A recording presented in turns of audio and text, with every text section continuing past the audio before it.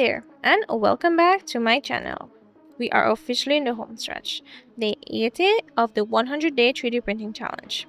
This week was a game changer because I finally got my hands on some Elegoo Yellow PETG, and let me tell you, the color is absolute sauce.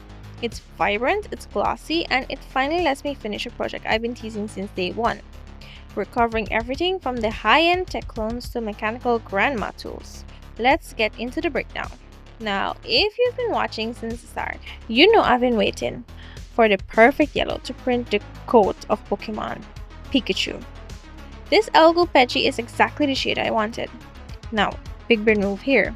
I didn't print this as a one multicolor block. I printed it in separate pieces, yellow, red, white, and black, and snapped them all together. Why? Because AMS purge poops are a waste of money. By printing it in place, I save a ton of filament. Also, you might notice the tail and the back markings are black instead of brown. I don't have brown yet, and honestly, black looks sleeker. It's a custom IDKST edition. Don't be afraid to change the model's colors to fit what you have on hand. Day 72 is where we save some serious cash. LTT Store sells these magnetic cable management arches for $20 plus shipping. They're great, but for a 3D printer owner, that's a daylight robbery. I printed these for literally cents. I didn't have the exact magnets the file called for, but I just installed these smaller ones I had for a video until a bigger one ships from Amazon. They work perfectly. They look professional, and they prove why every tech reviewer needs a P1S on their desk. Stop buying plastic. Start printing it.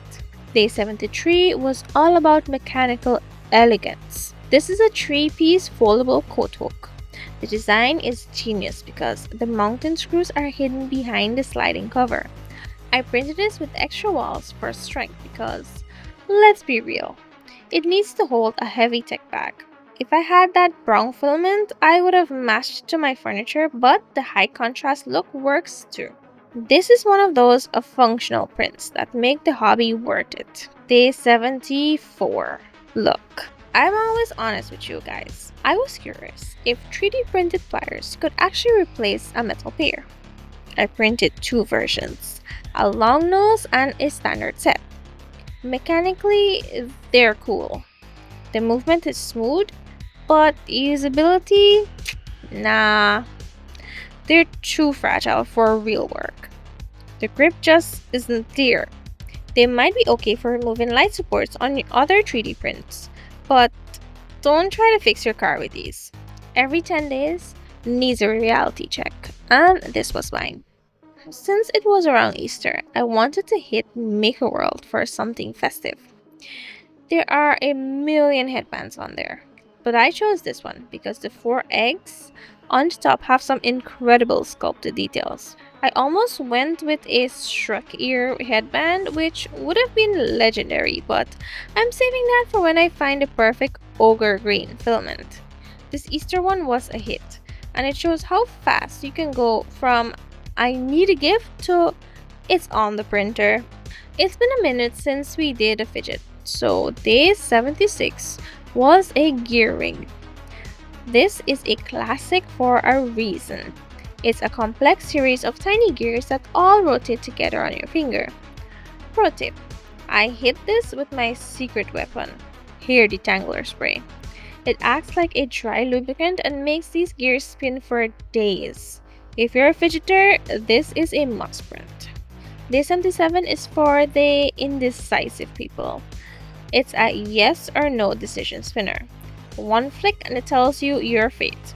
The internal spring must be printed in PETG to keep its bounciness over time. I did the text in a high contrast white so it's easy to read. Is it useful? Probably not. Is it fun to play with during a live stream? 100%.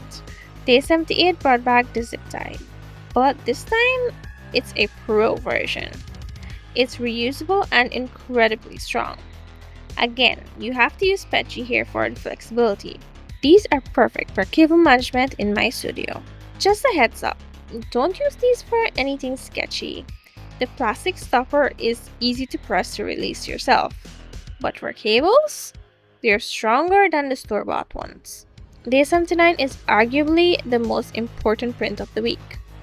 This is a print-in-place robot hand designed specifically for eating potato chips without getting grease on your fingers. Or, as I like to call it, the Grandma Reach Extender. It's surprisingly durable.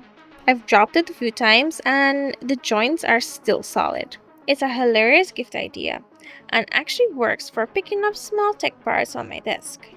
We're closing out day 80 with some visual sauce. This sunflower welcome sign is a beautiful example of what you can do with simple color swaps. Black, yellow, and white is a top tier color combo. It's got a pre-molded hole for hanging, and it looks like something you'd buy at a boutique decor shop. A perfect finish to a solid 10 days of printing. And that's day 71 to 80. That Elegoo Yellow really stole the show this time. Links to all the models, the magnets, and the vibrant filament are in the description below. Smash that like button, subscribe if you want to see the final 20 days, and let me know in the comments. Is the black-tailed Pikachu a vibe or a crime? Thank you so much for watching, and I'll see you in the next one.